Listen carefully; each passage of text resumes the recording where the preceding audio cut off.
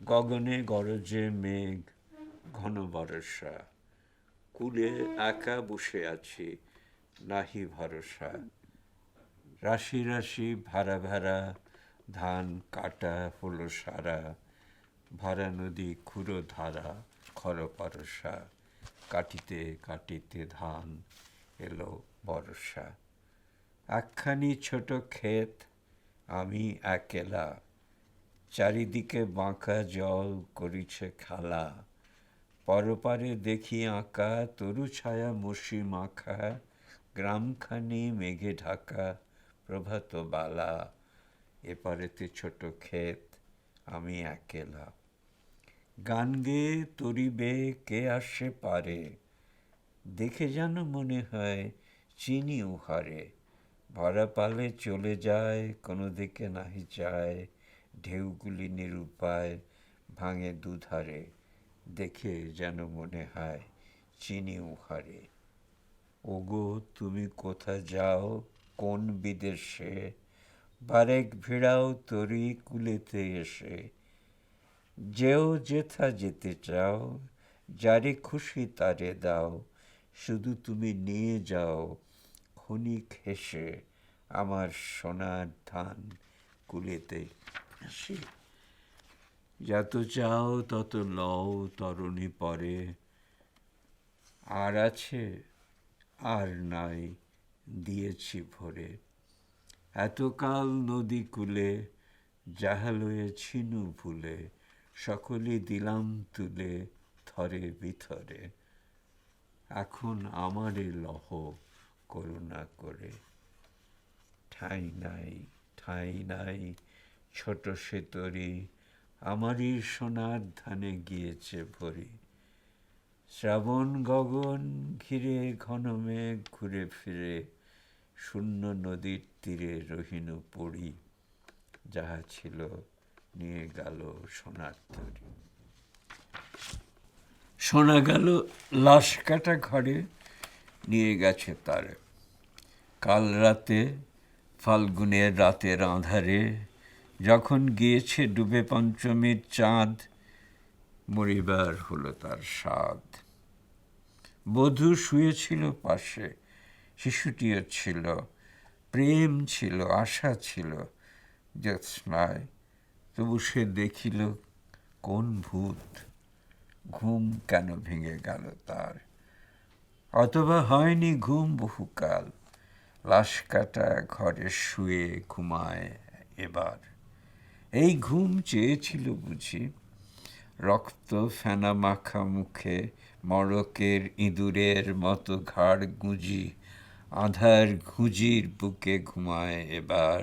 কোনোদিন জাগিবে না আর, কোনোদিন জাগিবে না আর, জাগিবার গাঢ় বেদনার অবিরাম অবিরাম ভার সহিবে না আর।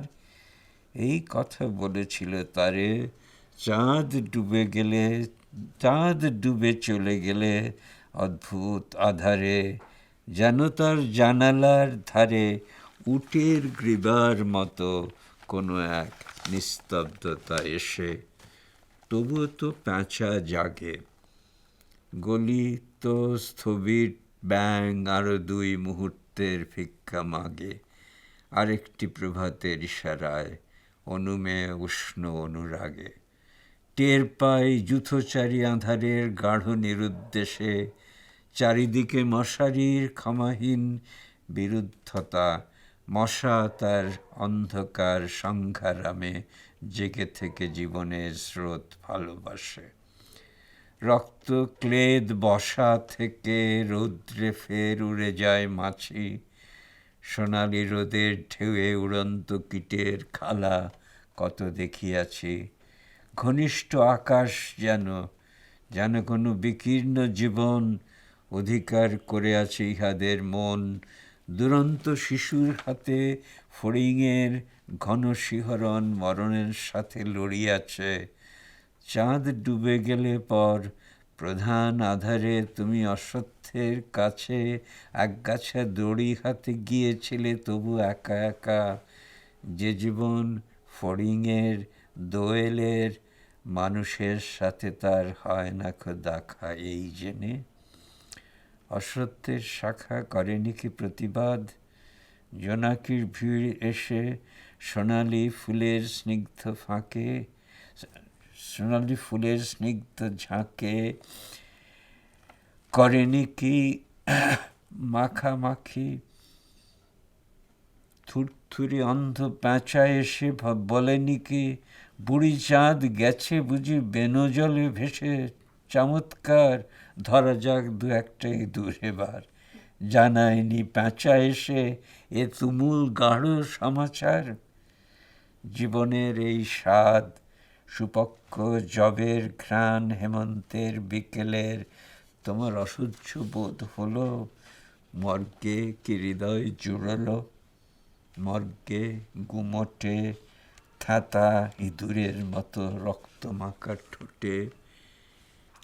শোনো তবু এ মৃতের গল্প, কোনি নারীর প্রণয়ে ব্যর্থ হয় নাই, বিবাহিত জীবনের স্বাদ কোথাও রাখেনি কোনো খাদ, সময়ের উদ্বর্তনে উঠে এসে বধূ মধু আর মননের মধু দিয়েছে জানিতে, হাড় হাবাতের গ্লানি বেদনার শীতে এ জীবন কোনো দিন কেঁপে ওঠে নাই, তাই লাশ কাটা ঘরে চিত হয়ে শুয়ে আছে টেবিলের পারে।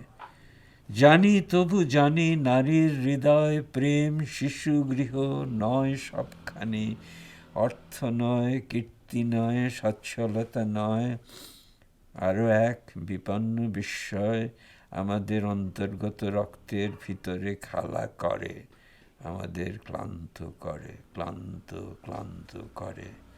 লাশ কাটা ঘরে সেই ক্লান্তি নাই, তাই লাশ কাটা ঘরে চিত হয়ে শুয়ে আছে টেবিলের পরে। তবু রোজ রাতে আমি চেয়ে দেখি আহা থুরথুরে অন্ধ প্যাঁচা অশ্বত্থের ডালে বসে এসে চোখ পাল্টায় কয় বুড়ি চাঁদ গেছে বুঝি বেনজলে ভেসে, চমৎকার ধরা যাক দু একটা ইঁদুর এবার, হে প্রগাঢ় পিতামহী আজও চমৎকার, আমিও তোমার মতো বুড়ো হব, বুড়ি চাঁদ টেরে আমি করে দেব কালিদহে বেনজলে পার, আমরা দুজনে মিলে শূন্য করে চলে যাব জীবনের প্রচুর ভাড়া। এটা যখন ইংরেজি অনুবাদ করছিলেন বুদ্ধদেব বসু, তো উনি একটা অ্যান্থোলজি অফ বেঙ্গলি রাইটিং সম্পাদনা করেছিলেন, তাতে বেশ কিছু কবিতা উনি ইংরেজি অনুবাদ, নিজের কবিতা তো করেছিলেন, অন্যদের কবিতা করেছিলেন, জীবনানন্দের এই কবিতাটা করেছিলেন। তখন উনি ব্লুমিংটন ইলিনয় থাকেন, পড়াচ্ছেন, আমি গেছিলাম ওখানে, আমি আর ওর ছোট ছেলে। হঠাৎ আমাকে জিজ্ঞেস করলেন, আচ্ছা এই কালিদহ এটা কি বলতো, কালিদহে বেনজলে করে দেবো পার। আর আমার ঠিক মনে নেই আমি কালিদহ কীভাবে বুঝিয়েছিলাম ওকে, কিন্তু I had some idea of Kalidaho because of my background from East Bengal. I mean, our background, he also has an East Bengal background, but that's Dhaka. আর আমি যেহেতু আরও পূব থেকে, সিলেট থেকে, ভেরি ইন্টারেস্টিং, মানে উনি he used to turn to people for many things, মানে ওর কোনো অহংকার ছিল না সব দিক থেকে। আমার কাছে 40খানা চিঠি আছে ওর, যেগুলো আমি ছাপিয়েছি। দেখা যায় তাতে যে কতটা মানে স্নেহ ইত্যাদি এগুলো তো ছিল। সুধীন্দ্রনাথ দত্ত আমাকে যথেষ্ট স্নেহ করেছেন, কিন্তু ওর এই যে ছোটোখাটো জিনিস নিয়ে যে ইন্টারেস্ট, তো এগুলো হ্যাঁ মনে পড়লো। আর বুদ্ধদেব বসুর একটা কবিতা বোধহয় পড়া দরকার, বুদ্ধদেব বসু বিষয়ে খুব চমৎকার একটা রিভিউ করেছিলেন। ওর acre of green grass, acre of green grass ছিল বাংলা সাহিত্যের উপর, আধুনিক বাংলা সাহিত্যের উপর। ওটা 48-এ বেরিয়েছিল, ওরিয়েন্ট লাংম্যান বার করেছিল। তাতে তার রিভিউ কে করেছিলেন এক্ষুনি মনে পড়ছে না। He did a very good review, but then he said, but there is something wrong about that book because he hasn't said anything about himself. And yet he is a major Bengali writer. Not just because he has written poetry, he has written fiction, he has written for almost every single genre. আর রবীন্দ্রনাথের পরে এরকম মানে নানা রকমের লেখা, প্রায় এমন কিছু নেই, এমন কোনো জানা নেই যাতে উনি হাত দেননি। Is the versatility of his and his translations, মানে উনি যে কত রকম অনুবাদ করেছেন, অ্যান্ড অনুবাদ যেমন সংস্কৃত কবিতা থেকে অনুবাদ করেছেন, তেমনি ফরাসি নিজে জানতেন না, কিন্তু খানিকটা নানা অনুবাদ থেকে পড়ে, ডিকশনারি দেখে, অনেককে জিজ্ঞেস করে, to make sure that he is not making A serious lapse. সেটা জার্মান, যেমন আমি খানিকটা তখন জার্মান জানতাম, আমার কে দিয়ে একটা রিলকের কবিতা আবিশাক, সেটা একটা লিটল ট্রান্সলেশন, ইংলিশ ট্রান্সলেশন করিয়ে নিয়েছিলেন। তারপরে I have written this for বঙ্গীয় সাহিত্য পরিষদ। ওদের একটা সিরিজ আছে, সাহিত্য সাধক চরিতমালা। যেমন সাহিত্য একাডেমির একটা সিরিজ আছে, দিস ইজ মাচ ওল্ডার, বঙ্গীয় সাহিত্য পরিষদের এই সিরিজটা। সাহিত্য একাডেমির একটা সিরিজ আছে, সেটা হচ্ছে মেকার্স অফ ইন্ডিয়ান লিটারেচার। সেই সিরিজও আমি লিখেছি সুধীন্দ্রনাথ দত্তের ওপর। এটা বোধহয় সেকেন্ড এডিশন হয়েছে, আমার কাছে পাঠাইনি আর। It's a good photograph of him here. তো এখানে আমি একটা ওর বিব্লিওগ্রাফি করেছিলাম, আর এক্সার্পটস, এদের ফরম্যাট হচ্ছে যে কিছু এক্সার্পটস, তা একটা কবিতার একটা অংশ এখানে আছে, আমি সেটা পড়তে পারি। মানে probably this is one of his very last poems. ওর শেষ বইয়ের নাম ছিল স্বাগত বিদায় ও অন্যান্য কবিতা, তার থেকে এটা অংশ। নাম হচ্ছে সাবিত্রীর জন্য কবিতা। ঈশ্বর চলেন আগে, তার পক্ষে কষ্টকর ধীর পায়ে, মাঝে মাঝে অনভ্যস্ত পিছনে কটাক্ষ ফেলে, অতি অনভ্যস্তভাবে কানে তুলে মানুষের ভাষা, অতি অনভ্যস্তভাবে প্রার্থনার প্রত্যুত্তর দিয়ে, যেহেতু অনুসরণ করে কেউ পায়ে পায়ে, প্রায় তার উত্তরীয় ঘেঁষে, প্রায় তার ঈশিত্বে চঞ্চল করে অনিত্যের মধুর সৌরভে, নয় কোনো সত্যবীর যুধিষ্ঠির অথবা বিজ্ঞানবান নচিকেতা, কিন্তু এক প্রেমিকা বালিকা মাত্র। সে কিন্তু বোঝেনি কি আশ্চর্য এই যে দেবতা স্তবনীয়, অথচ অতর্ক নন তার পক্ষে, আজ আর অপ্রতিদ্বন্দ্বীও নন, যদিও বিধানকর্তা চিরকাল নিজেকে গুটিয়ে যেন ছোট হয়ে তার সমকক্ষতা নিলেন মেনে। অন্তত তেমনি ভান করেছিলেন, অন্তত সোনার ভান করেছিলেন। সে যখন নিথর অরণ্য জুড়ে আকস্মিক বাতাসের মতো মর্মরিত হয়েছিল, যেন তার প্রয়োজনে শাশ্বতেও ব্যতিক্রম হতে পারে। তাই সে শিশুর মতো প্রশ্ন করে, চায় এক অসম্ভব দান, ভুলে যায় দেবতার সঙ্গে তার অসেতু সম্ভব ব্যবধান। যত দূরে যান তিনি, তার মন দূরতর যাত্রায় উৎসুক, যেন তার অন্তর্লীন ভালোবাসা উৎসরণে এত বলীয়ান যে স্বয়ং কালান্তক যম বাধ্য তাকে জানাতে সম্মান। কি আশ্চর্য! সে কিন্তু বোঝেনি, কিন্তু মন তুমি শিখে নাও, এই যাকে আমরা মরত্ব বলি তার মূল্য। যেহেতু হারিয়ে ফেলি সব প্রিয়, অন্তঃপুরে অভাব জমিয়ে তুলি নিরন্তর, তাই ক্ষতিপূরণের দাবি ওঠে। মনে হয় যুদ্ধ চাই, দেবতার সঙ্গে যুদ্ধ, অন্তত সংলাপ।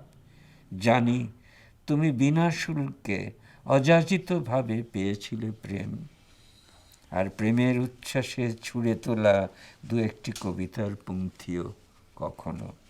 কিন্তু বলো, তারা কি বিশ্বস্ত ছিল? তারা কি জপিয়েছিল দিনে দিনে বাঁচার মন্ত্রণা? এখনো সময় আছে, শিখে নাও। যা তোমার সঙ্গে থাকে, যেমন মৃতেরা, আর মৃত তোমার নিজের ভিড়, আর সেই তৈরি ফাঁদ, এক ফালি ধবল কাগজ, যার মধ্যে মাঝে মাঝে বন্দি হয় তারা, বন্দি হয়, উড়ে যায় ফের, আর প্রত্যাবর্তনের পথ চেয়ে কণ্টকিত অপেক্ষা তোমার। এইসব সম্বলের ব্যবহারে কোনো এক মুহূর্তে তুমিও হয়তোবা ঈশ্বরের শ্রুতিগম্য হতে পারো, যেতে পারো অবিরল বর্ধমান বিচ্ছেদ পেরিয়ে। সেই অতি কঠিন চেষ্টারই নাম আত্মসমর্পণ, যার মুখবন্ধে মৃত্যু, পরিণামে পুনরুজ্জীবন। অন্যতম শেষ কবিতা মোর। গোড়ার দিকে যেসব কবিতা লিখতেন সেগুলো খুবই রোম্যান্টিক ছিল, খুবই রোম্যান্টিক ছিল। বন্দির বন্দনা, কিন্তু সেই বিখ্যাত উক্তি করেছিলেন 10 বছর আগে 1940-এ যখন সুভাষ মুখোপাধ্যায়, ইনিও নেই, সুভাষদাও চলে গেছেন, সুভাষ মুখোপাধ্যায় যখন পদাতিক পার করলেন 1940-এ, তখন বুদ্ধদেব বসু কবিতা পত্রিকা চালাচ্ছেন। কবিতা পত্রিকা 1935-এ শুরু হয়েছে, 25 বছর চলেছিল, ত্রৈমাসিক। তো কবিতা পত্রিকায় উনি রিভিউ করলেন, বললেন এইরকম কথা বললেন, আমি ঠিক এক্স্যাক্টলি ওর কথা বলছি না, কিন্তু এই কথা বললেন, 10 বছর আগে বাংলার তরুণতম কবি ছিলাম আমি, বন্দির বন্দনা 1930-এ। উর্বশী ও আর্টেমিস ছাপিয়ে সেই স্থান দখল করলেন বিষ্ণুদে 1933-এ। 1937-এ এলেন সমর সেন, কয়েকটি কবিতা বের করে সেই স্থান দখল করলেন সমর সেন। আর সেই ঈশিতব্য স্থান এখন সমর সেনেরও বেদখল হয়েছে বাংলার তরুণতম কবি এখন সুভাষ মুখোপাধ্যায়, পদাতিক। যে পদাতিক যখন সুভাষ মুখোপাধ্যায় লিখছেন, তখন পদাতিক মানে সুভাষ মুখোপাধ্যায় বামপন্থী, এবং সুভাষ মুখোপাধ্যায় কিছুদিনের মধ্যে কমিউনিস্ট পার্টির মেম্বারশিপ নেবেন, 1942-এ নেবেন, কিন্তু তার আগে উনি ফ্রন্টে, ইন্ডাস্ট্রিয়াল ফ্রন্টে কাজ শুরু করেছেন, ট্রেড ইউনিয়নদের সঙ্গে কাজ শুরু করেছেন।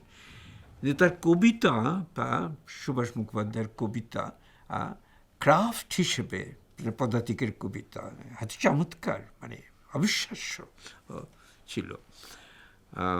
আমি পদাতিক থেকে কিছু পড়ছি না, কিন্তু আশ্চর্য। অথচ এই মানুষটি, সুভাষদা, যে আর কি মানুষ ছিলেন, অবিশ্বাস্য। বুদ্ধদেব বসু এই গুণটা ছিল যে উনিও একসময় একটু বাম হয়েছিলেন, প্রগতি, মানে বাংলা কবিতার ইতিহাস যারাই পড়বে, রবীন্দ্রনাথের পরে বাংলা কবিতার, আধুনিক বাংলা কবিতার ইতিহাস, তাদেরই মানতে হবে যে জীবনানন্দ একটু আলাদা। মানে he is not exactly main stream, but he is now the main stream. মানে জীবনানন্দকে বাদ দিয়ে বাংলা কবিতা হয় না। কিন্তু তখন এই যে পরপর নাম করে যাচ্ছেন বুদ্ধদেব বসু, বিষ্ণুদেব, সমর সেন, সুভাষ মুখোপাধ্যায়, তার মধ্যে কিন্তু জীবনানন্দ আসছে না। অথচ এর মধ্যে জীবনানন্দ ধূসর পাণ্ডুলিপি বেরিয়ে গেছে, এবং Dhusar Pandulipi was a breakthrough of a major kind, এবং সেটা বুদ্ধদেব বসু জানতেন। জীবনানন্দর গোড়ার দিকে বুদ্ধদেব বসু যতটা জীবনানন্দকে ছাপিয়েছেন, জীবনানন্দর প্রশংসা করেছেন, সেরকম আর কেউ তেমন করেনি। যেমন আমার অন্য মাস্টারমশাই, বুদ্ধদেব বসু এক মাস্টারমশাই, অন্য মাস্টারমশাই সুধীন্দ্রনাথ দত্ত, তিনি তার এই হচ্ছে তার ছবি, চোরবাগানের দত্ত, কলকাতার কায়েত, বনেদি। সেই সুধীন্দ্রনাথ দত্ত কিন্তু জীবনানন্দকে বুঝতে পারেননি। শেষ পর্যন্ত অবশ্য শ্রদ্ধা করেছিলেন। জীবনানন্দের মৃত্যুর পরে অশোকানন্দের বাড়িতে, মানে ওর ছোট ভাইয়ের বাড়িতে যখন ওকে সকালে শুইয়ে রাখা হয়েছে, হাসপাতাল থেকে আনা হয়েছে 1954-তে, প্রথম যিনি এসেছিলেন সকালে একেবারে, তিনি হচ্ছেন সুধীন্দ্রনাথ দত্ত। রজনীগন্ধা নিয়ে এসেছিলেন, চুপ করে দাঁড়িয়েছিলেন জীবনানন্দের মাথার কাছে, তারপরে রজনীগন্ধা দিয়ে একটি কথা না বলেও চলে গিয়েছিলেন। অন্তত এইটুকু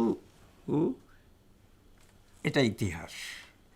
যদিও উনি সুধীন্দ্রনাথ দত্ত জীবনানন্দকে ঠিক বুঝে উঠতে পারেননি। বুদ্ধদেব বসু অনেক দূর পর্যন্ত বুঝেছিলেন, একেবারে শেষ দিকে জীবনানন্দকে ততটা বুঝতে পারেননি। সেটার জন্য আমাদের অপেক্ষা করতে হয়েছিল পরবর্তী জেনারেশন। আর কি, আর কার কবিতা পড়ব? মানে হ্যাঁ, পদাতিক থেকে কোনো কবিতা পড়ব? উনি যে আধুনিক বাংলা কবিতা সম্পাদনা করেছিলেন, এটা প্রথম আধুনিক বাংলা কবিতা বেরিয়েছিল 1940-এ। তখন সম্পাদক ছিলেন আবু সঈদ আইয়ুব, ওই যার ছবি এখানে দেখালাম, আর হীরেন্দ্রনাথ মুখোপাধ্যায়। হ্যাঁ, দুজন দু রকমের মানুষ। হীরেন্দ্রনাথ মুখোপাধ্যায় বামপন্থী কমিউনিস্ট পার্টির সদস্য, আর আবু সঈদ আইয়ুব অ্যান্টি কমিউনিস্ট বলা উচিত নয়, কিন্তু ফিলসফার, ওর ইয়ে ছিল এস্থেটিশিয়ান। দুজন দুটো ভূমিকা লিখেছিলেন। তার আগে এই কবিতাটা একটু পড়ে নেই। এটা জীবনানন্দের একটা ছোট্ট কবিতা, এটা কোনো বইতে নেই। অদ্ভুত আধার এক এসেছে পৃথিবীতে আজ, যারা অন্ধ সবচেয়ে বেশি আজ চোখে দেখে তারা, যাদের হৃদয়ে কোনো প্রেম নেই, প্রীতি নেই, করুণার আলোড়ন নেই, পৃথিবী অচল আজ তাদের সুপরামর্শ ছাড়া, যাদের গভীর আস্থা আছে আজও মানুষের প্রতি, এখনো যাদের কাছে স্বাভাবিক বলে মনে হয় মহৎ সত্য বা রীতি কিংবা শিল্প অথবা সাধনা, শকুন ও শেয়ালের খাদ্য আজ তাদের হৃদয়। সুভাষ মুখোপাধ্যায় পদাতিকের কবিতায় বোধহয় পড়া ভালো। সুভাষ মুখোপাধ্যায়ের পদাতিক 1940-এ, এবং বাকি যারা অরুণ সরকার, এরা হচ্ছেন 40-এর, নরেশ গুহ, অরুণ সরকার, বীরেন্দ্রনাথ চক্রবর্তী, এরা হচ্ছেন 40-এর কবি। বীরেন্দ্রনাথ চট্টোপাধ্যায়, এরা 40-এর কবি। 50-এর কবি বলতে আমরা যাদের বোঝাই তারা হচ্ছেন দুটো প্রধান পত্রিকা ছিল 50-এ, একটা হচ্ছে শতভিসা, তার সম্পাদক ছিল আলোক সরকার, তরুণ মিত্র আর দীপঙ্কর দাশগুপ্ত। আর কৃত্তিবাস, তার সম্পাদক ছিল সুনীল গঙ্গোপাধ্যায়, দীপক মজুমদার, আনন্দ বাগচি। এরাই হচ্ছে 50 শুরু করলো। তার মানে 50-এর কবি বলতে সুনীলদের বোঝায়। শক্তি ঠিক 50-এই লিখতে শুরু করেছে, কিন্তু শক্তি এসেছে অনেক বড় করে 60-এর দশকে। শক্তি এই এতে পড়ে তারপরে হ্যাঁ, কিন্তু শক্তি চট্টোপাধ্যায়, হ্যাঁ, তারপরে তো আরও অনেকে, উৎপল কুমার বসু, এরা অনেকেই এসেছেন। কিন্তু যাদের কবিতা 30-এর, তারা 50-এ তারা লিখছেন। বুদ্ধদেব বসু তো 60-এও বিখ্যাত মানে কবিতা লিখেছেন। যে কবিতাটা আমি পড়লাম সেটা 68-তে লেখা, মারা গেছেন 74-এ। অনুবাদ করেছেন, বদলের অনুবাদ করেছেন, সেটা বেরিয়েছে 61-তে বোধ হয়। তারপরে রিলকে, তারপরে হেলডেলিন, রিলকে, পাস্টেরনাক, পরপর বেরিয়ে গেছে অনুবাদ। তো শঙ্খ ঘোষের কবিতা শুরু হয়েছে 50-এর দশকে। শঙ্খ ঘোষ, অলোকরঞ্জন দাশগুপ্ত, এই দুজন, মানে শতভিসা একটা দল আর কৃত্তিবাস একটা দল। মানে অনেকেই কবিতায় পত্রিকায় লিখছেন, কবিতায় পত্রিকায় লিখছেন। যেমন ধরা যাক, তার আগে কল্লোল ছিল 1923-এ। কল্লোলে কবিতাও বেরোতো, কল্লোলে প্রধানত গল্প উপন্যাস বেরোতো। 1923-এ কল্লোলে জীবনানন্দ লিখেছেন, কল্লোলে বুদ্ধদেব বসু লিখেছেন। এরা তখন জীবনানন্দ জীবনানন্দের জন্ম 1899-তে, জীবনানন্দ তখন 1923-এর বয়স 24, কল্লোলে লিখেছেন। বিষ্ণুদেব কল্লোলে লিখেছেন, এবং কল্লোলের বিষ্ণুদেব খুব ছোট, বিষ্ণুদেব জন্ম 1909-তে, বুদ্ধদেব 1908। সুধীন্দ্রনাথ দত্ত কখনো কল্লোলে লেখেননি। সুধীন্দ্রনাথ দত্তের মানে আমরা অনেক সময় বলি যে আধুনিকতার সূত্রপাত, একটা সূত্রপাত কল্লোলে, যেহেতু কল্লোল বাস্তববাদী, এই প্রশ্নটা তুলেছিল। বাস্তব নিয়ে একটা তর্ক চলছিল, নরেশ সেনগুপ্ত, এদের রবীন্দ্রনাথ, নরেশ সেনগুপ্তের তস্ত। আচ্ছা, সজনীকান্ত দাস, যিনি প্রচণ্ড সমালোচক ছিলেন, শনিবারের চিঠি সম্পাদনা করতেন, এবং জীবনানন্দ, বুদ্ধদেব বসু এদের নিয়ে এত ঠাট্টা করতেন যে প্রায় অসম্ভব মানে ছিল। জীবনানন্দকে নিয়ে এত ঠাট্টা করে যে বুদ্ধদেব বসু তো একেবারেই।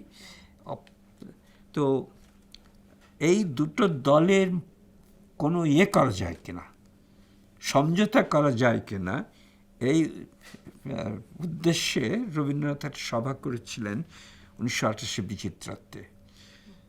জীবনানন্দ প্রশ্নে ওঠেন, আসেন টাসেন এসব, কিন্তু বুদ্ধদেব বসু এসেছিলেন, তার মাস্টারমশাই অপূর্বচন্দ্র ব্যবস্থা করে দিয়েছিলেন, এসেছিলেন। তো রবীন্দ্রনাথ আর সব কিছু হলো না, রবীন্দ্রনাথ নিজের কথা বলে গেলেন, তারপর সেটা নিয়ে ইয়েও হলো।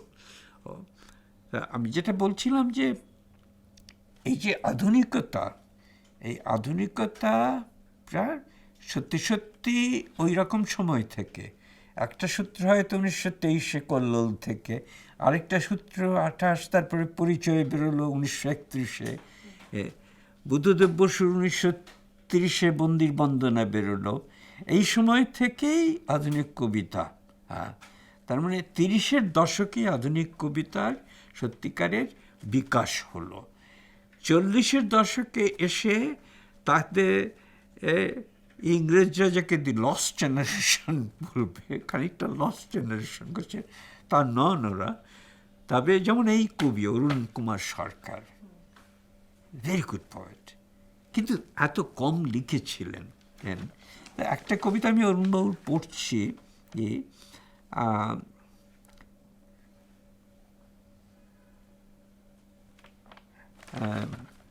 বরং এটাই পড়ি। তোমাকে চাই আমি, তোমাকে চাই, তোমাকে ছাড়া নেই শান্তি নেই, রক্ত কিংসকে জ্বালিয়ে দাও আমার বৈশাখী রাত্রি দিন, রভসে দাও দাও সমুদ্রের শরীরে পাকে পাকে ফসফরাস, অন্ধকারে চুল এলিয়ে দাও নখরে নীল হোক শুভ্র বুক, তোমাকে চাই আমি, তোমাকে চাই, হেঁকেছে অস্থির অশ্বক্ষুর, জ্বলেছে পদে পদে বিদ্যুতের তীব্র শব্দের আর্তনাদ, তোমাকে ছাড়া নেই শান্তি নেই, গোলাপ ফুল আমি ছুঁয়েছি ঢের, রক্ত কিংসুকে জ্বালিয়ে দাও আমার বৈশাখী রাত্রি দিন। মানে ক্রাফট এত চমৎকার, আর সেই সঙ্গে যাকে বলে অভিজ্ঞতা, ইমোশন, সেটাও। অরুণ সরকারকে খুবই স্নেহ করতেন, মানে ভালোবাসতেন বুদ্ধদেব বসু। তো এই সুভাষদার যে কবিতাটা পড়ব সেটা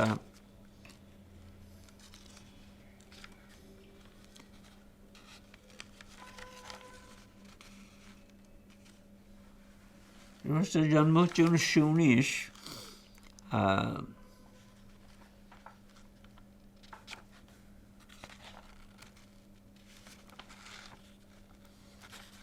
এটা রবীন্দ্রনাথের একটা কবিতা আছে বধূ, সেই বধূকে ব্যঙ্গ করে নয়, এটা ইন্টারটেক্সচুয়াল।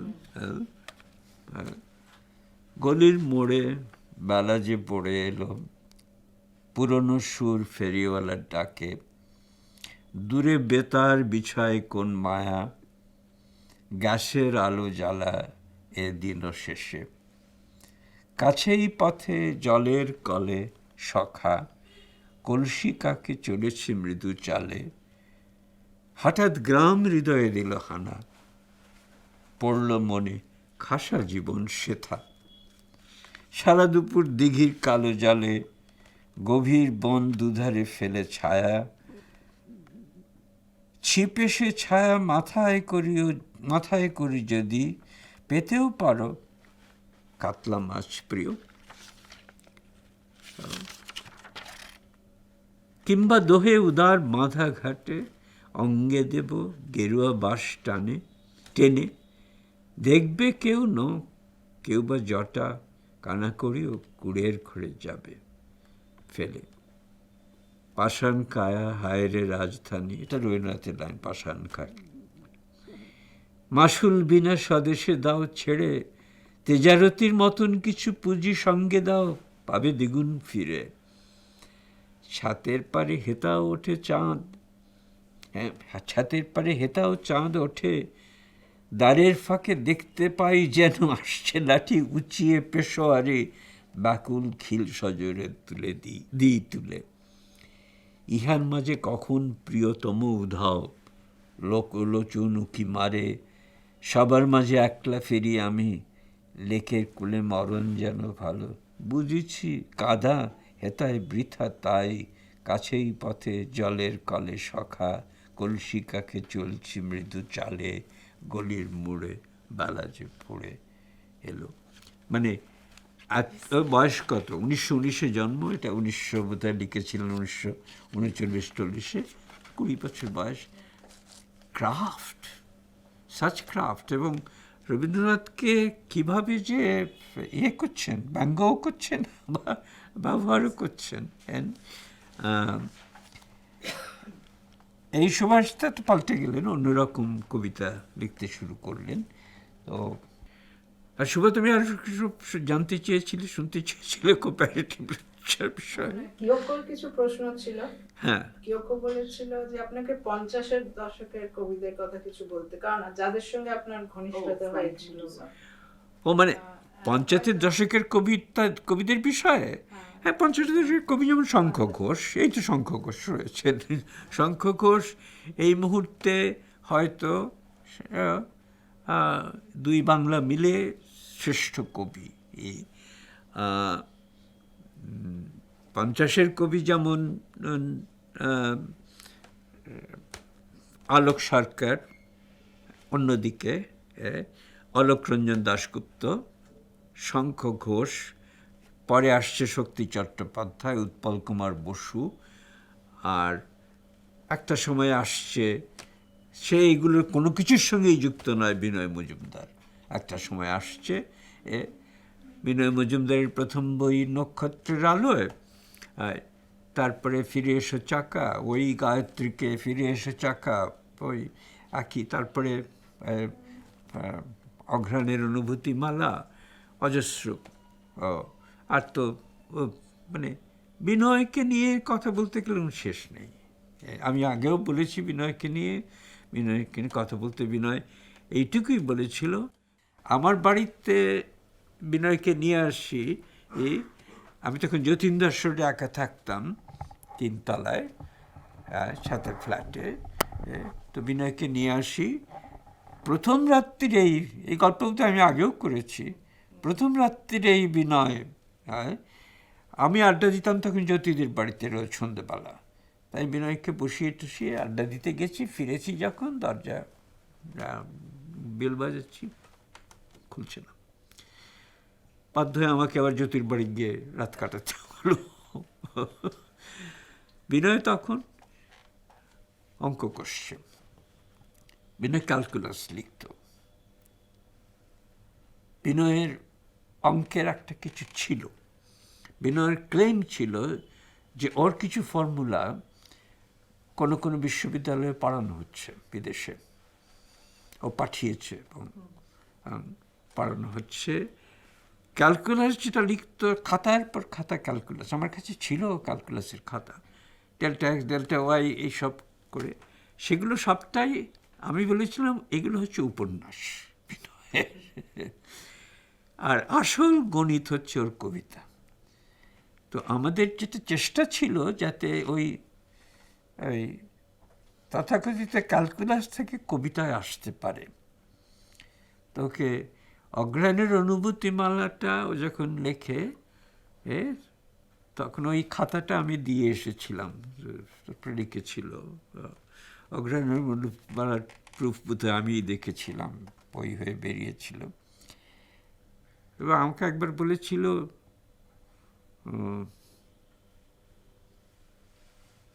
আমি কবিতা সব পুঁতে দিচ্ছি।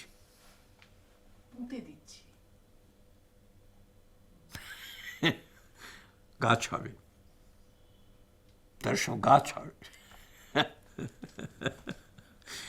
আশ্চর্য ভাবনা, কিন্তু কবিতাগুলো সব পুঁতে দিচ্ছে, গাছ হবে। হ্যাঁ, তো যাই হোক, 50-এর বলতে এই সব কিছুই কিন্তু 50, যদিও বিনয় 50-এর কবি হিসেবে, প্রত্যক্ষ 50-এর কবি হিসেবে শক্তির বন্ধু। সুনীল অতটা করেনি, কিন্তু 50-এর আন্দোলনটা ছিল ওই দ্বিমুখ। একদিকে হচ্ছে আলোকের শুদ্ধতার চেষ্টা, ভালো কবিতা লেখা,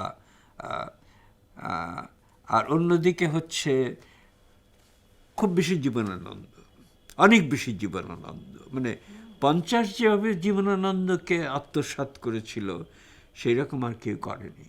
জীবনানন্দ শেষ দিকে ডায়েরিতে প্রচুর ডায়েরি লিখতেন, ভেরি আনশিওর অফ হিমসেলফ। শেষ দিকে ডায়েরি, 5 বছরের ডায়েরি, যে এইসব করেছিল, ওর ট্রাঙ্ক পেয়েছিল, ভূমেন আমাকে দেখিয়েছিল শেষ দিকে ডায়েরি, তাতে এইরকম ছিল যে একে ফোন করব। 2টা সমস্যা ছিল, চাকরি, বাড়ি ভাড়া। যে বাড়িতে থাকতেন সেখানে একজন মহিলা থাকতেন, তার কাছে অনেক লোক আসতো, খুব চেঁচামেচি হতো। বাড়ি বদল আর একটা চাকরি, এই দুটো ছিল। আর জীবনানন্দ হাঁটতেন ফুটপাথ, এই ফুটপাথে হাঁটছেন, যদি দেখেন যে উল্টো দিক থেকে চেনা কেউ আসছে ফুটপাথ পাল্টাতেন। এই নয় যে উনি মানে এমন হতো হয়তো যে নিজের ইয়েতে কি বলবেন ঠিক করতে পারছেন না, আর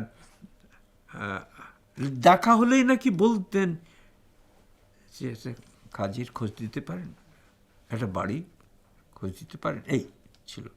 শেষ দিকে ডায়েরিগুলোতে সেগুলো বেরিয়েছে, সবই প্রতিক্ষণ বার করেছে, শেষ দিকে ডায়েরিগুলোতে মানে এত কষ্ট লাগে সেই ডায়েরিগুলো পড়লে, একদিন কেউ বুঝতে পারবে কথা বলছেন,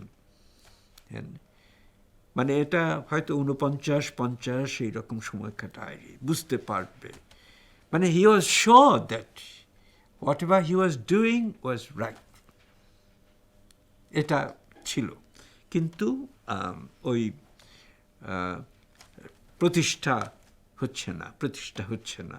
ততদিনে বুদ্ধদেব একটু ডিসিলিউশন হননি, কিন্তু ওর মনে হয়েছে বুদ্ধদেব 1927-28 থেকে ওকে করে যাচ্ছেন, সমর্থন করে যাচ্ছেন। কবিতা পত্রিকায় প্রতি সংখ্যায় জীবনানন্দের কবিতা বেরোচ্ছে, কিন্তু শেষ দিকে এসে বুদ্ধদেবের মনে হচ্ছে যে জীবনানন্দ কি নিজেকে রিপিট করছেন, জীবনানন্দ কি খানিকটা এই প্রগতিপন্থী হয়ে উঠছেন।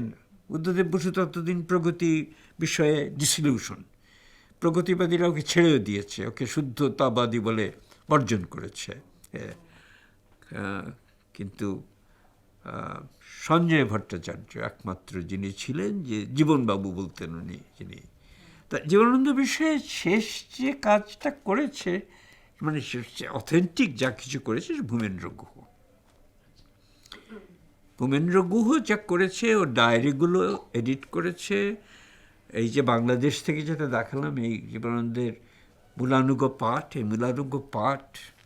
করা, বাংলাদেশ পার করেছে, ওর বিরাট ভূমিকা টিকা সহ।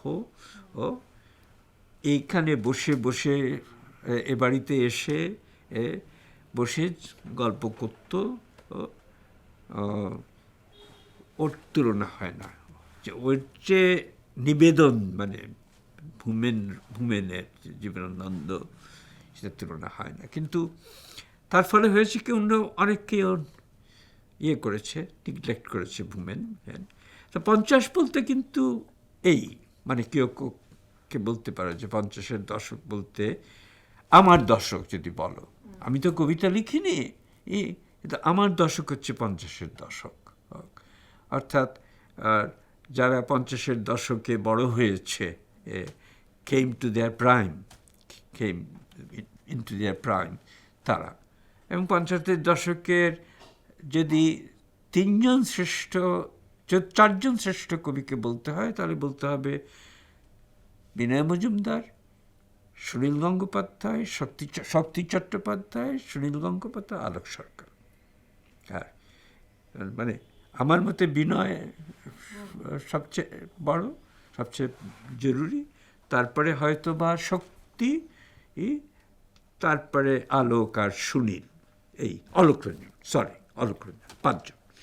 উৎপল কুমার বসু,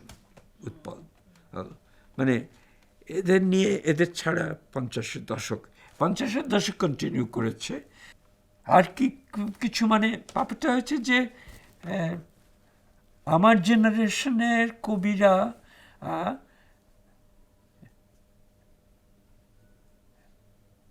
প্রণবেন্দু দাশগুপ্ত, প্রণবেন্দু কাছে কবিতা ছাড়া আর কিছু ছিল না, ওর অস্তিত্ব ছিল কবিতা। সেটা আর নবনীতা মারা গেছে, নবনীতা বিষয়ে তো কিছু বলা উচিত আমাদের। নবনীতা তো একই জেনারেশন, আমরা তো একসঙ্গেই পড়েছি। নবনীতা বয়সে আমার ছোট, কিন্তু আমরা তো একসঙ্গে পড়েছি। আমি মানে নবনীতা প্রথম ছাত্রী স্ত্রী MA ক্লাসে, প্রণবেন্দু, মানবেন্দ্র বন্দ্যোপাধ্যায়, আমি শ্যামল গঙ্গোপাধ্যায়। এটা কোন বছরে?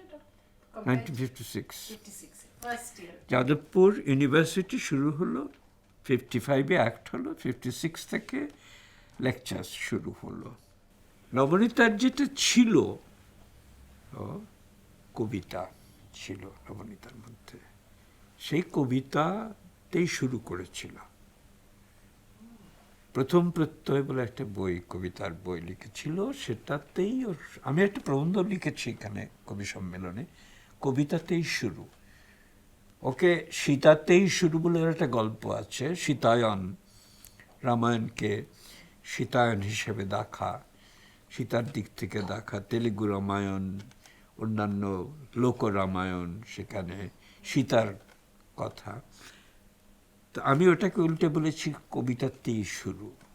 এবং ওর কবিতার বই বেশি নেই, কবিতা যে খুব বেশি লিখেছে তাও নয়, কিন্তু ওর সত্যিকার যেটা প্রতিভা সেটা কিন্তু কবিতাতেই প্রকাশ পেয়েছে, আমার নিজের মত।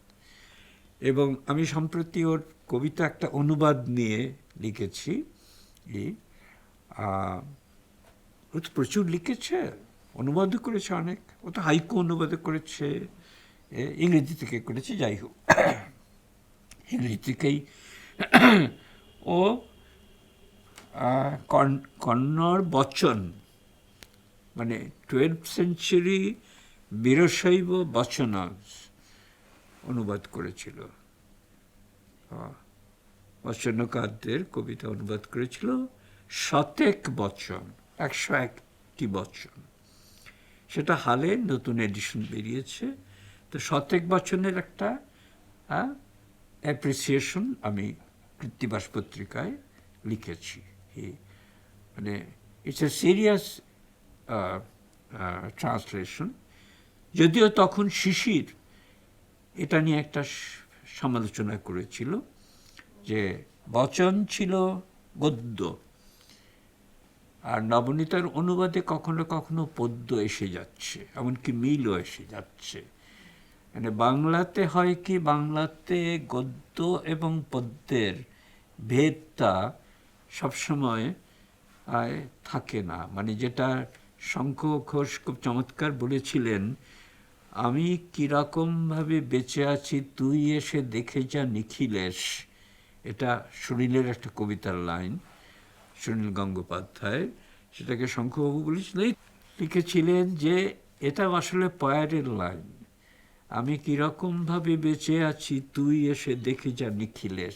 বাংলা পয়ারটা মানে যাকে স্থিতিস্থাপক বলে, মানে ফ্লেক্সিবিলিটি তার এতটাই। এবং সেটা সুভাষদা তার পদাতিকে আশ্চর্য সমস্ত লাইন লিখেছেন, যাতে হয়তো মাত্রা কমিয়ে দেওয়া যায়, মাত্রা বাড়িয়ে দেওয়া যায়, কিন্তু পায়ের মধ্যে থাকে। 14 মাত্রায় কি 18 মাত্রায় পায়ের থাকে।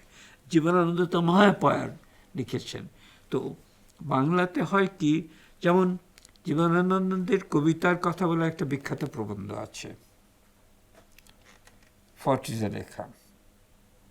প্রথম বাক্য হচ্ছে, সকলেই কবি নয়, কেউ কেউ কবি। তা আমরা সঙ্গে সঙ্গে বললাম এটা তো পায়ার, 14 মাত্রার পায়ার, সকলেই কবি নয়, কেউ কেউ কবি। পায়ার ছাড়া জীবনানন্দ কি করে লিখতেন? বাংলাতে আসলে গদ্য পদ্যের ভেদ করা মানে রবীন্দ্রনাথের পরে সত্যি খুব কঠিন। বঙ্কিম পেরেছিলেন, মানে বঙ্কিমই গদ্যে যদি আমরা ফিরে যেতে পারি তাহলে হয়তো সেই রকম হতে পারে। যাই হোক, শুভা, তুমি আর কি, তুমি খানিকটা তুলনামূলক সাহিত্য বিষয়ে জানতে চেয়েছিলে, শুনতে চেয়েছিলে। একটা কথা যে আপনি আবার রবীন্দ্রনাথে ফিরে গেছেন। ফিরে যাওয়া নয়, মুশকিল হচ্ছে কি জানো, ব্যাপারটা হচ্ছে তোমাদের জেনারেশনের সেটা হয়েছে কিনা জানি না। আমাদের জেনারেশন, আমরা খানিকটা মফস্বল বলেও হতে পারে, কিন্তু মফস্বল বলেও নয়, আমরা সাধারণ মধ্যবিত্ত বাড়ি। রবীন্দ্র রচনা বলে হয়তো আমাদের নেই, বুদ্ধদেব বসুর আশ্চর্য গল্প ছিল রবীন্দ্র রচনা বলি। একটি বালক, তার বালক কিংবা কিশোর তার আত্মীয়ের বাড়ি বেড়াতে এসেছে, বইয়ের তাকে দেখে ঝকঝক করছে রবীন্দ্র রচনা বলি। সে তো রবীন্দ্র রচনা বলি, রবীন্দ্রনাথ সে মানে পড়তে চায়, আর রবীন্দ্র রচনা বলি এবং ঝকঝক করছে। সে খুলে পড়তে গেছে, গৃহকর্ত্রী এসে বলছেন খুব সাবধানে কিন্তু, মানে ছেড়ে টেড়ে ধুলো টুলো যেন না লাগে। আশ্চর্য একটা গল্প রবীন্দ্র রচনা বলি। তা রবীন্দ্রনাথের সঞ্চয়িতা না পড়েছি এরকম আমার জেনারেশনে খুব কম। আমি এখনো বলতে পারবো যে বাঁ দিকের পৃষ্ঠা না ডান দিকের পৃষ্ঠায় আছে কবিতা, কোন কবিতা। নীলচরের স্বপ্নভঙ্গ এখনো হয়তো বলে যেতে পারি, লাইন বলে যেতে পারি। সেটা পড়েছি সেই কবে, ওই সেই হয়তো তখন 12 বছর 13 বছর এরকম সময় বয়স। তা রবীন্দ্রনাথে ফিরে আসা মানে হচ্ছে একটা ঘটনা ঘটেছিল, সেটার কথা আমি লিখেছি আমার কোনো প্রবন্ধে। আমি একবার মরণাপন্ন হয়েছিলাম, কণিকারা জানে। কণিকা ইন্দ্রজিৎ তখন, মৌ তখন ছোট একেবারে।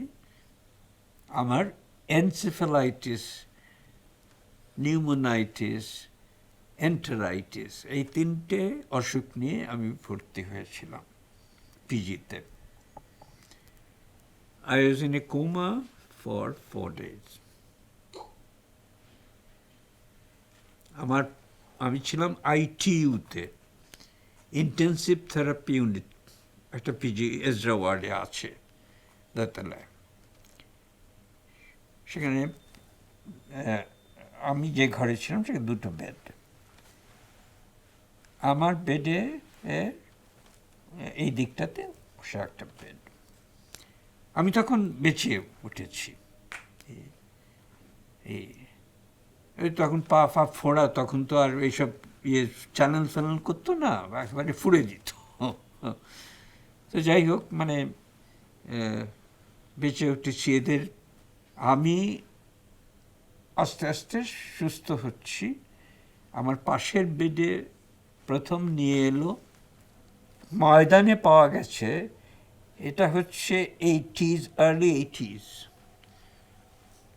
তখন মানে ওই পার্টির মারামারি খুব চলছে। একটি যুবককে পাওয়া গেছে উইথ 21 নাইফ উন্ডস। তাকে পুলিশ নিয়ে এসেছে, অপারেশন করেছে, পোস্ট অপারেটিভ, পাশের বেডে আছে। তাকে ড্রিপ দিয়েছে, আর ড্রিপ দিলে জানো যে জল খাওয়া যায় না, আর ভয়ানক তেষ্টা পায়। আর ওর খুব তেষ্টা পাচ্ছে, আর আমাকে খালি বলছে একটু জল, একটু জল, একটু বলুন না, একটু জল। খুব খারাপ অবস্থা ছিল, বাচ্চা ছেলে। দ্বিতীয় দিন পুলিশ এলো এজাহান্ডিতে। আমি ভুলে গেছি ও কি বলেছিল, but I was party to, আমি শুনেছিলাম কি ঘটেছিল। On the 3rd morning he was going. Okay screen করে দিয়েছে আর দমাদম পেটাচ্ছে বুকে। আর ঠিক সেই সময় সিস্টার আমার ব্রেকফাস্ট নিয়ে এসেছে। খান,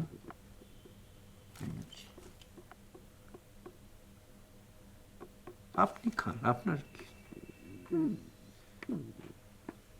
ঠিক সেই সময়ে গুনগুন গুনগুন করে ভেতর থেকে একটা গান উঠে এলো, জীবন মরণেরও সীমানা ছাড়ায় বন্ধু হয়ে আমার রয়েছ দাঁড়ায়। গুনগুন গুনগুন করে ভেতর থেকে উঠে এলো গানটা।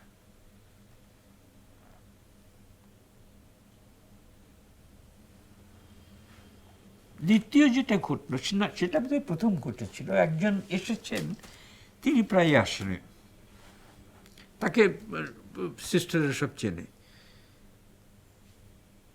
তিনি মারা গেলেন সেবার, আর তখন ওই কুলকুল করে ওই গানটা উঠে এলো। তখন বুঝতে পারলাম যে একে, মানে আগে আমরা বলতাম, আমার মানবের আমাদের ফ্যাশন ছিল বলা যে প্যানপ্যানানি রবীন্দ্রসঙ্গীত বিষয়। ওই যে এলো, সেটা বুঝতে পারলাম যে তারপর থেকেই কিন্তু ধীরে ধীরে, কিন্তু আমি তো সব রবীন্দ্রনাথ পড়িনি, সবটা রবীন্দ্রনাথ কিন্তু আমি এখনো পড়িনি। একজনই আছেন কলকাতা শহরে এখন, শঙ্খ ঘোষ। এবং শঙ্খ ঘোষ বিষয়ে আমি বলেছি যে রবীন্দ্র মানচিত্র নিয়ে আমি ওকেও বলেছি যে আপনি মানুন চাই না মানুন, আপনি রবীন্দ্র মানচিত্র। অর্থাৎ আপনাকে যদি জিজ্ঞেস করি যে এই লাইনটা কোথায় আছে, গদ্য কিংবা পদ্য, আপনি হয়তো তক্ষুনি বলতে পারবেন না, কিন্তু খানিক পরে বলে দেবেন। সত্যি সত্যি তাই। আমার তো সেটা নয়, কিন্তু আমি রবীন্দ্রনাথকে নতুন করে বুঝতে পারছি। আর এই যে 2 বছর ধরে একটা ল্যাপটপ হয়েছে বলে রবীন্দ্রসঙ্গীত শুনি রোজ সকালে ঘণ্টাখানেক। আশ্চর্য কিন্তু এইরকম, মানে আমাদের সেন্সিবিলিটির এমন কোনো কিছু নেই যেটা ওই গান ছোঁয়নি।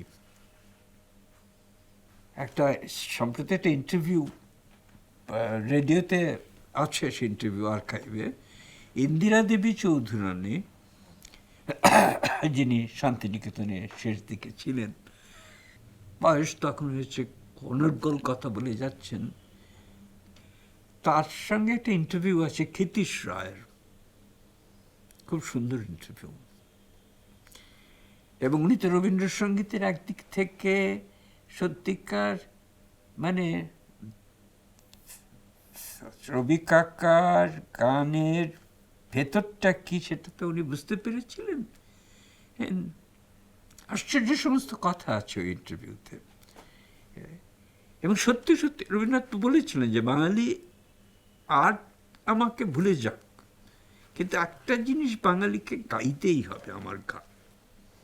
রবীন্দ্রনাথের এই যে, রবীন্দ্রনাথ যখন দ্বিতীয় সংস্করণ করছেন গীতবিতান, তখন বলেছিলেন গীতবিতান প্রথমটা বেরিয়েছিল ক্রনোলজিক্যাল, কালানুক্রমিক। দ্বিতীয় সংস্করণে উনি ভূমিকা লিখলেন, উনি সাজিয়ে দিলেন।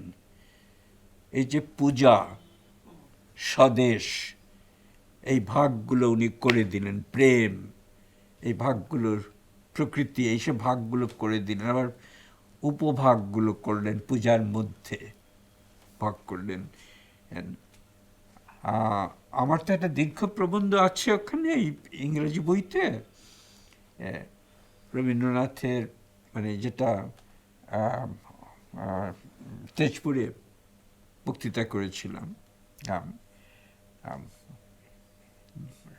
পূজা songs in the background of bhakti. তখন আমি দেখেছিলাম যে কতটা সুতরাং অত বড় প্রতিভা শুভা, মানে ওই রকম প্রতিভা, হ্যাঁ, খুব কম হয়েছে পৃথিবীতে। মানে তুমি গ্রিক ট্র্যাজেডি বলো, হাইট তো একদিক থেকে হাইট, শেক্সপিয়ার বলো হাইট,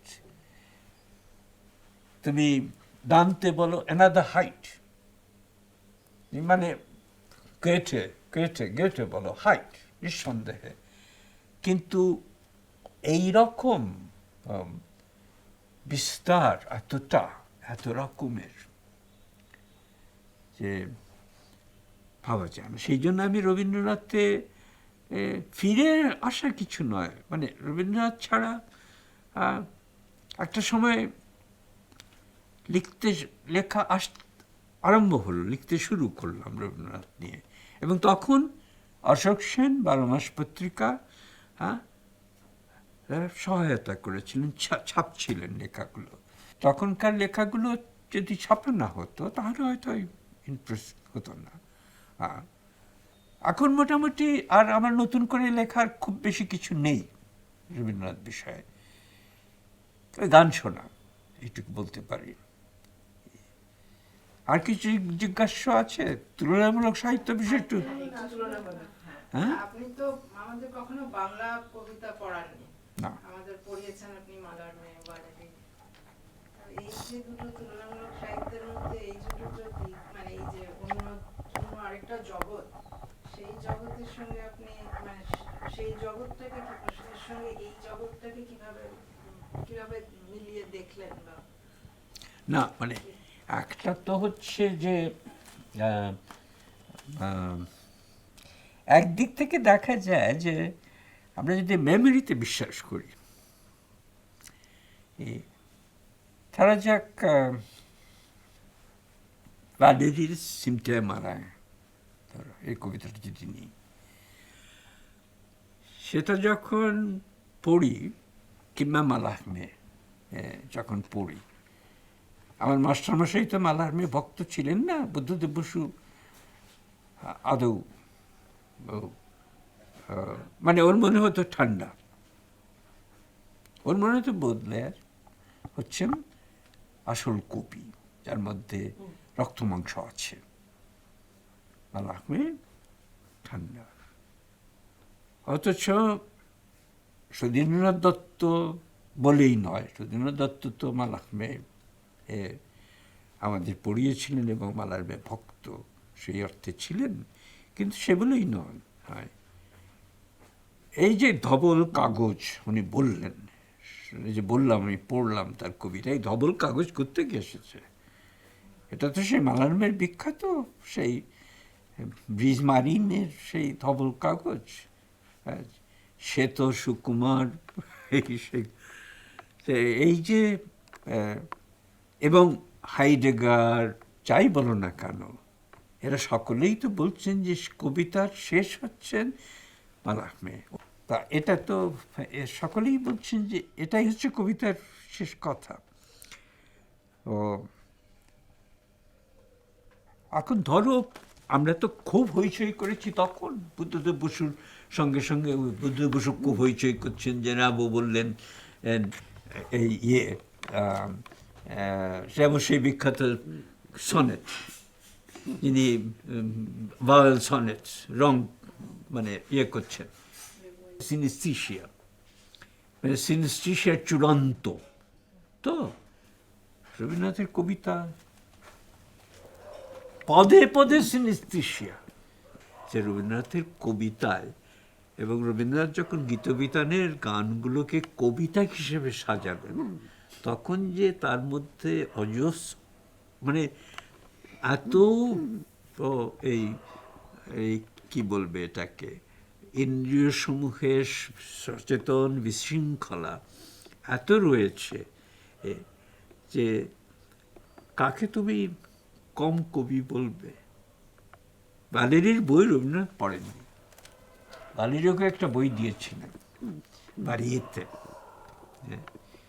আমি রবীন্দ্র ভবনে খুব বেশি যাইনি, একবারই গিয়েছিলাম, তখন এই কেতেশ রায় কিউরেটার। আমি তখন রবীন্দ্রনাথ অনেক ছোট ছিল, আমি দেখতে চাইছিলাম যে রবীন্দ্রনাথকে বিদেশিরা কীরকম বই দিয়েছেন এবং রবীন্দ্রনাথ কতটা পড়েছেন। তো ফরাসি বইগুলোর একটা সুবিধে ছিল, পেপার ব্যাগগুলো তো কাটতে হয়, তো বালেরির বইটা কাটা হয়। যাই হোক, কিন্তু বালেরি তো এসেছিলেন ওর এক্সিবিশন দেখতে, ছবি দেখতে 1930-এ। না মানে আমি বলছি যে মেমোরি যদি থাকে, মানে এক কবিতা যদি ভেতরে থাকে তোমার মাথায়, তাহলে এক কবিতা অন্য কবিতাতে টেনে নিয়ে যেতে পারে। কম্পারেটিভ লিটারেচারের একটা বেসিস হতে পারে from the readers view point, memory as reading experience, তার থেকে তোমার এই যে যোগগুলো, আমরা যখন কম্প্যারেটিভ লিটারেচার পড়তে শুরু করলাম তখন তো বুদ্ধদেব বসুর প্রধান উদ্দেশ্য হচ্ছে যে ইংরেজির বাইরে যে ইউরোপীয় জগৎ, অথচ আমরা তো ইউরোপীয় ভাষা শিখছি না। ইউরোপীয় ভাষা আমরা কী করে শিখব? একটা ভাষা হয়তো যাদের পরে পড়ানো হচ্ছে, একটা কি দুটো ভাষা, আমরা কেউ কেউ হয়তো একটা কি দুটো ভাষা শিখছি, কিন্তু তাতে করে তার সাহিত্য পড়ানোর মতো ভাষা শেখা যায় না 2 বছরে। এই রণজিৎ গুহর স্ত্রী পোলিশ মহিলা ছিলেন মার্থা বালিনস্কা, তিনি ফরাসি পড়াতেন, তার কাছে ফরাসি শিখেছিলাম মনে আছে। তো যাই হোক, মানে সুতরাং বুদ্ধদেব বসুর ছিল যে ইউরোপীয় সাহিত্য মনটা ইংরেজির বাইরে খুলবে, খোলা, মনটা খুলে দেওয়া, নিজের সাহিত্য বিষয়ে সচেতন হওয়া আর নিজের ক্লাসিক বিষয়ে সচেতন হওয়া। অর্থাৎ হিস্ট্রি এমন নয় যে সংস্কৃত সাহিত্য আমরা পুরোপুরি পড়ছি, কিন্তু সাম ব্যাকগ্রাউন্ড ইন সংস্কৃত, বাংলা বিষয়ে সচেতন হওয়া এবং ইউরোপীয় সাহিত্য, এই 3টে ইয়ে ছিল ওর। কিন্তু এর থেকে তো কোনো মেথড ইমার্জ করে না। ধীরে ধীরে মেথডটা আস্তে আস্তে, উনি তো চলে গেলেন 63 সালে, রিজাইন করে চলে গেলেন। নরেশ গুহ এলেন। নরেশ গুহ যে নতুন কোনো মেথড তৈরি করতে পেরেছিলেন তা মনে হয় না। মেথড তৈরি হতে হতে তোমরা তখন ছাত্র, যখন মেথড আসছে, তখন ওই জানা থিম, হিস্ট্রি, এগুলোকে ধরে ধরে, অর্থাৎ জেনোলজি, থিমেটোলজি, হিস্টোরিওগ্রাফি, এইগুলো ভিত্তিতে সাহিত্যকে অ্যাপ্রোচ করা। আর সার্টেনলি প্রধান যেটা ছিল, যেটার জন্যে উলরিশ ওয়াইস্টাইন আমাদের বকেছিলেন, আমাকে, নবনীতাকে, বলেছেন যে এরা কম্পারেটিভ লিটারেচার বলতে শুধু western impact on Indian literature বলেন, এই যে ইম্প্যাক্ট, ইনফ্লুয়েন্স, ইফেক্ট, এই পুরো ইয়েটা আর কি, সেটা ধীরে ধীরে এলো। তো এই যে মেথডটা ইভলভ করলো, তার থেকে একটা কম্পারেটিভ লিটারেচারের ধারণা পরিষ্কার হলো। এখন তোমরা তো অনেক এগিয়ে গেছো। মানে আমি যতদূর পর্যন্ত ছিলাম ততদূর পর্যন্ত এইটুকু ছিল যে আমরা একটা যে ইন্ডিয়ান লিটারেচার আর অ্যাপ্রোচিং ইন্ডিয়ান লিটারেচার্স, যেমন শিশির লিখেছিল হিস্ট্রি অফ ইন্ডিয়ান লিটারেচার, কিন্তু আসলে শিশির লিখছিল history of Indian literatures. From a history of Indian literatures you come to an idea of Indian literature, তারই ছিল শিশিরের প্রতিপাদ্য।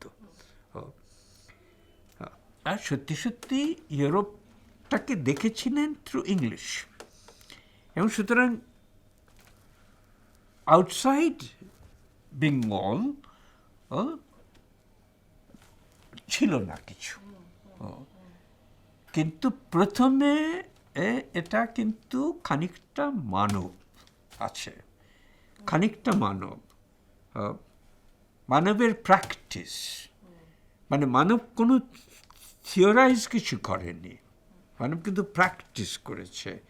এই যে ভারতীয় গল্প সংকলন করা, ভারতীয় গল্প, এই ভারতীয় কথাটা ব্যবহার করা, এই যে এই ব্যাপারটা, মানে ভারতীয়টা শুধু রবীন্দ্রনাথের ভারতীয় অর্থে নয়। রবীন্দ্রনাথ ভারত বলতে একটা বড় জিনিস বুঝতেন, সেটা নয়, কিন্তু ভারত বলতে মারাঠি, ভারত বলতে গুজরাটি, ভারত বলতে তামিল, এই যে করা। এবং একটা শুরু হয়েছিল, আসলে নানাভাবে শুরু হয়েছিল যে, মানে if you think of the history, 65-এ আমি ছিলাম না দেশে, David McCutchion was great help to Naresh Guha at that time. একটা এইটস সেমিনার সেন্টিনারি হয়েছিল কম্পারেটিভ লিটারেচার ডিপার্টমেন্টে, এবং তখন ইংরেজির কিছু কিছু মাস্টারমশাই এসেছিলেন যারা they were not baptized, but they were interested in comparative literature. They were getting interested. তাদের মধ্যে এই অলোকের বাবা, অলোক ভাল্লার বাবা, তারপরে এরকম সিডনি নরসিমাইয়া, এরা তো সিডনি নরসিমাইয়া মাইসোর, ভাল্লা জয়পুর, এইরকম পাঞ্জাব থেকে কেউ। তা এই যে যোগটা হলো, এটা আমি যখন ফিরে এলাম 67-এ, তারপরে এটা বাড়তে লাগলো। We had a series of seminars, তাতে এই সব জায়গা থেকে প্রধানত ইংরেজি মাস্টারমশাই, কিন্তু we were doing comparative literature. হয়তো একটা করেছিলাম,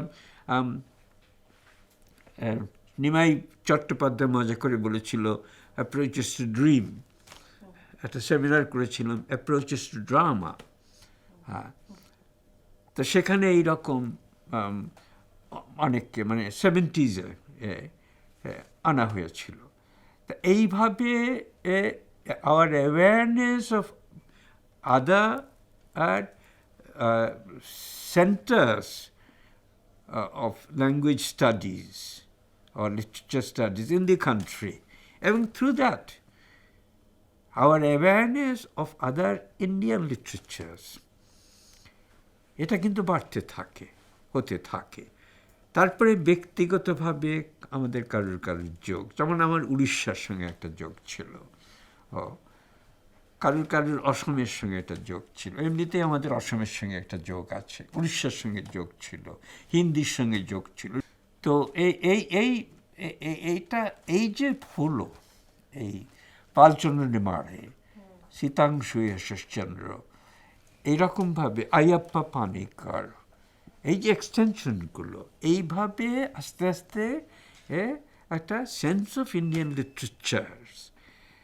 তারপরে এই যে শিশিরের project history of Indian literature, এটা 8 ভলিউমের একটা প্রজেক্ট ছিল। এটা তো ছিল যে একটা প্রজেক্ট যাতে idea of Indian literature will emerge through, এবং এটা ছিল ডেট চার্ট, অর্ধেকটা ডেট চার্ট। তো এইটা থেকে একটা কম্পারেটিভ ইন্ডিয়ান লিটারেচারের ধারণা। আমি দিল্লিতে 70s-এ একটা সেমিনারে কম্পারেটিভ ইন্ডিয়ান লিটারেচার বিষয়ে একটা প্রবন্ধ পড়েছিলাম। মানে এইরকম একটা ছিল যে it will supplement something call comparative western literature, our idea of western literature. শুধু western impact on Indian literature নয়, হয় Indian literature interrelated Indian literatures, এবং তাতে ধরা যাক এখন ন্যাশনাল বুক ট্রাস্ট, সাহিত্য একাডেমি, এদের সঙ্গে আমাদের সম্পর্ক, এরাও প্রচুর কিন্তু ডিরেক্টলি ইনডিরেক্টলি আমাদের সহায়তা করেছে। So the comparative literature movement in India owes a lot to persons and such institutions as Sahitya Academy, even National Book Trust. আর এই যে লোকেরা, এই আয়াপ্পা পানিকর কিংবা এরা, আয়াপ্পা পানিকর কেন জীবনানন্দ ভক্ত হবে, কেন সীতাংশু এত কলকাতা প্রিয় হবে। যখন সাহিত্য একাডেমি অ্যাক্ট হলো, যে ম্যান্ডেট ছিল, সেই ম্যান্ডেটটা ছিল এই, to promote literatures in various languages in India and their interrelation. যাতে একটা idea of Indian literature emerge করতে পারে। কম্পারেটিভ লিটারেচার কিন্তু কম্পারেটিভ ইন্ডিয়ান লিটারেচার কিন্তু সেটাই করছে, সিস্টেমেটাইজ করেছে। মানে সুতরাং যে সিলেবাসটা, মানে যে ধাঁচাটা আমাদের সময় আমি তৈরি করে দিয়েছিলাম, আমি ঠিক নয়, কিন্তু তৈরি করে দিয়েছিলাম। সেটা হচ্ছে basic approaches to ideas of comparative literature, genealogy, thematology, historiography ইত্যাদি। তারপরে comparative Indian literature, comparative western literature. আর এই হিসাবে অর্থাৎ ভারতবর্ষে কম্পারেটিভ লিটারেচার করতে গেলে এই বেস, প্রথমত এই অ্যাপ্রোচেস টু কম্পারেটিভ লিটারেচার এগুলো জানতেই হবে আমাকে, এই মেথডস। আর হয় আমি কম্পারেটিভ ইন্ডিয়ান লিটারেচার করবো, না আমি কম্পারেটিভ ওয়েস্টার্ন লিটারেচার করবো, কিংবা আমি দুটোই করতে পারি। এখন আমি কোনোটাই করছি না।